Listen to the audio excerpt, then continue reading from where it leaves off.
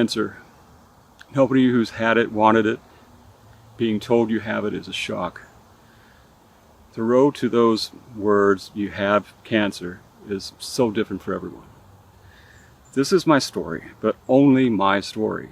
Others have been through so much more than I have, but I hope that my personal experience with cancer can be helpful to provide hope to some and others who had something similar to see that things can come out well.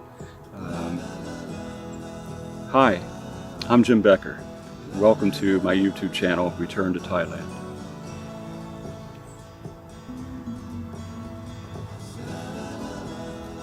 I've been overweight for years, battling up and down the scale again and again and again.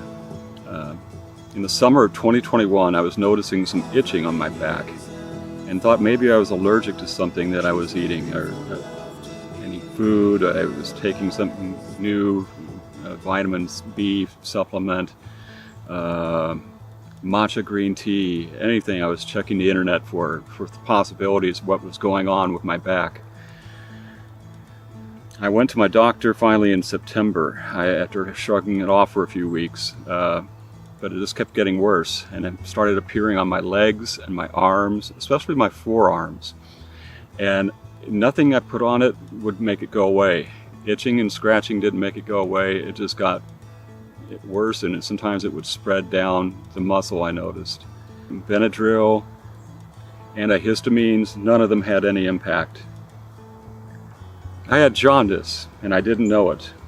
My doctor sent for blood tests that came back positive for liver issues, and bilirubin was very high, which means I had very high bile in my bloodstream, which is what causes the itching with jaundice.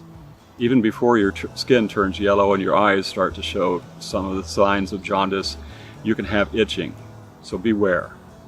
If you have something that starts itching and you have problems or any soreness in your abdomen, get to your doctor.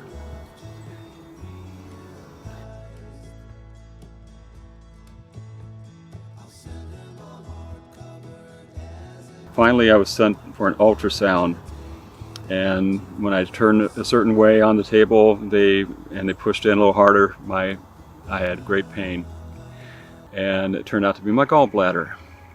I was given a phone call that afternoon when I was at work and told to go to the ER right away. My gallbladder was removed with 3 small incisions, so laparoscopic, not much invasion in there. I was in the hospital for about 3 days. The blood test kept coming back with very high bilirubin, and the itching didn't go away. It kept on. A week or 2 later, same story. I was scheduled to go see my surgeon again in November, about the 24th of November. She scheduled an MRI for me. The MRI came back very, very good for my liver. My liver was not damaged in any way that they could see. It looked pretty healthy. Still, the mystery of the bilirubin and everything that was keeping everything backed up there somehow. Bile ducts were maybe closed, they weren't sure. So, 6 weeks, my doctor had scheduled me for a gastroenterologist. The earliest they could get to me was in December, about 2 days after my birthday, December 19th. So, I went to my gastroenterologist. He took more blood tests. The bilirubin was still high, but some levels and things in with the liver had gone down and were improving. So we thought, well, maybe let's wait another month and see how it looks. Not good.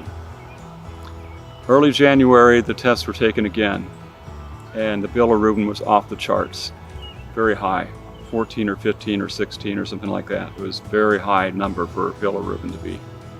A biopsy was scheduled for later in the month of January.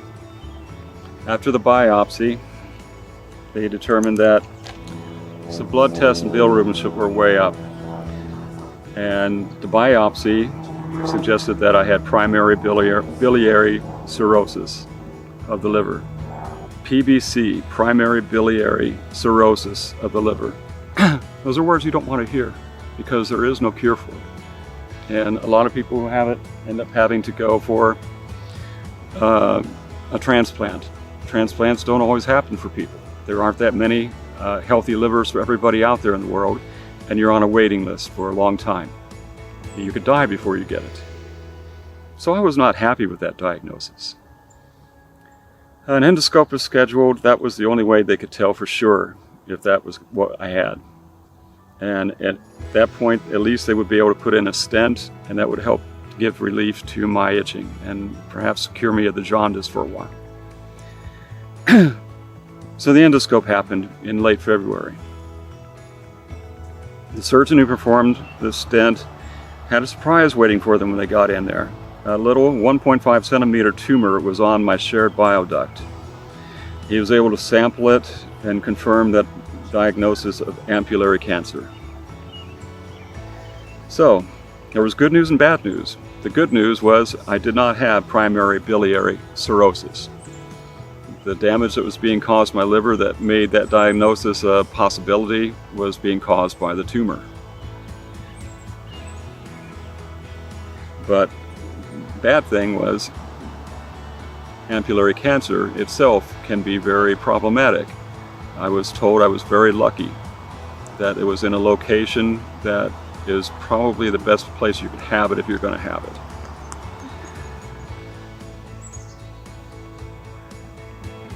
So I was scheduled for Whipple surgery.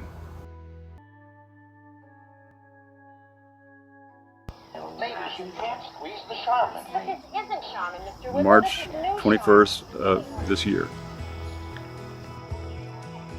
The stent took care of my jaundice. The jaundice needed to go away before I could have the Whipple surgery. The Whipple surgery in a nutshell, it removes the head of your pancreas, the valve that opens and closes for your stomach before it goes into your small intestine, that goes away. The primary and shared bile duct, part of that goes away from your liver. I had an appendix in still, and that went away because it didn't look good when they were in there, and it was probably going to cause me troubles anyway.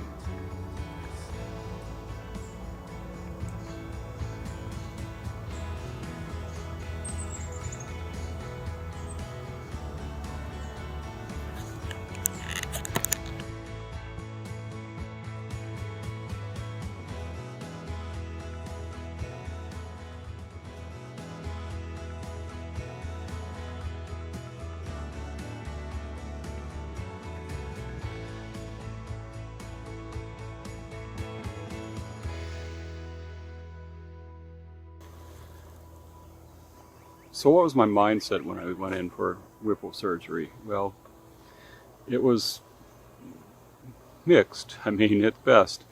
I was not looking forward to being under the knife for 5 hours or more, as they were telling me I was going to be. And I think the scariest part is just not knowing what your outcome is going to be and how well you're going to recover. But it didn't take long to find that out either. They told me that I was going to be up walking the next day because they are very, very on to you to get up and walk for a number of reasons. For blood clots is probably the number one medical reason for their part.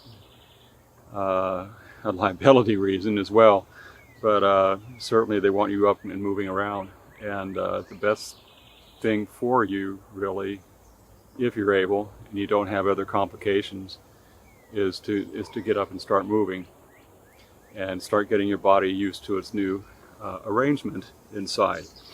And it takes time. It really does. It takes a little bit of time. And I've been amazingly lucky. I hear about people like myself who come through this and are doing a lot of good things within a month of the surgery. But I also hear the other way, where people have had leaks or other issues where They were maybe had a more serious surgery than I. They had maybe had something with the pancreas, maybe had something, maybe they're older, maybe they've got other complications, other health issues that have made the whole thing a lot different for them. And that's tough. It's very difficult. I mean, it's I can't even imagine having to go through several months of recovery in weeks in the hospital. It's just unfathomable, but definitely happens, and definitely could have happened to me if things had been different. If something else had gone wrong, or if I hadn't had the surgeon and the team that I had, maybe things wouldn't have gone as well. And so we're going to a lesser extent from myself, because like I said, I've been extremely lucky, and had cancer. Only knew about my cancer a month ahead of my surgery, and then it was gone. And so the reoccurrences that could occur for me are most likely in the liver area, that it could happen, and I will be getting checked for that regularly for a number of years, I think. It just depends on what the doctors think. But I had well over 30 glands checked for cancer. All of my margins around the tumor were clear. Everything was clear, basically. And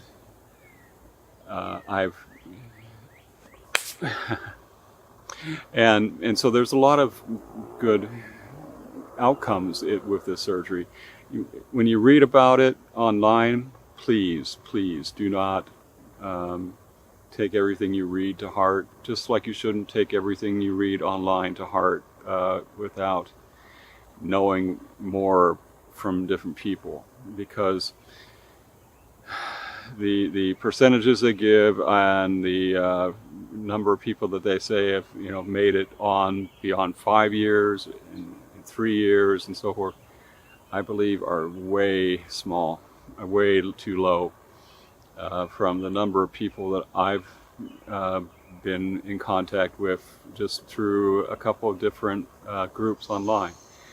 And there are a lot of success stories out there, and there are a lot of people who go through chemo, who've gone through third and fourth stages of different kinds of not just ampullary cancer but pancreatic cancer, who have made it through and are living proof that you can live for many years and have a very good productive life with this kind of issue. And so it's not what it used to be, I don't believe. Having cancer is not a death sentence, and especially rare cancers like this that maybe used to seem like a death sentence, they are not. And so I hope that speaks to some people that are looking for some words of hope. And if you're not in a good group of people that have had ampullary cancer, get into a Facebook group, get into any kind of group, Instagram, wherever, anything online, anything that's local around you, maybe even. Talk to people who have had the experience of the 15-year survivors, the 3-year survivors, the 5-year survivors, the 10-year survivors, the 8-year survivors, whatever survivor they are. There's a lot of them. I was surprised by how many, and so you really want to get reinforcement from the people who are positive and are, because that's what it takes for this kind of work, and it is work. Kind of tell you, you've been seeing some pictures of me in the hospital and all that fun, yucky stuff. I try to keep out of that. That's why we had videos of me walking through the woods. Walking is one of my main things, and I'm not in good enough shape to run. My knees, after years and years of battering from playing tennis, I don't have great knees. So jogging and so forth is really probably not going to be part of my program, but I am walking now about 2.5 to 3 miles per day after struggling with smaller amounts for 2 or 3 weeks and just little walks outside the house before that. It's gone from going down the block to the corner and back to now going out and around the neighborhood and around the neighborhoods outside of that neighborhood and out to the township park and up and down the hills like you saw me doing, and around the township, I mean not just the township park but the city park with the nice lake that you saw. And so there's a lot of nice things, you know, that can be outcomes when you get to the point where you can do the exercise and start putting in the work to get better. And for some people, okay, so 90-second wrap up. 3 things that I want to talk about. One is family. I didn't talk a lot about family before this moment, but I had to say that my wife is incredible. Kesara Becker, I love you. And could not have made it through this without you. And my 2 daughters, Erica and Sabrina Becker, my youngest daughter Erica, my eldest daughter Sabrina, have been incredible as well.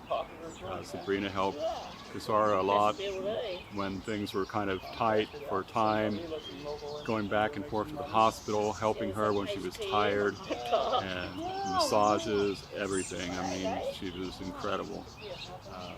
Erica, when your kids are off to school, don't forget that they are in this too, and that they are having to go through it with you, and without the benefit of being close by where they can hear what's happening every day or every few hours even, and a lot more worry caused by that. So make sure that your family is aware of what's going on. Try to be as forthcoming with them as you can. Number 2, attitude. I focus forward, not backwards. I focus forward on what I want to do next, what I want to do with my life, and this is the thing that comes with something like this. But I have decided what I want to do with the rest of my life and how I want to do it, and the people I want to do it with, my family mostly, some friends, and we're going to keep moving forward. And as long as my health is going well, which it is right now, that's pretty good, and as long as I can manage that and create better environments for myself to live in, then I think I can have a productive and happy life, even living with the possibility of returning cancer and so forth, and other health problems that can happen as you get older, because we're over 60 now, and and shit happens. So that's the way it is. Number 3, making sure that you have the doctors that you want, making sure that you have the team of people that you want around you.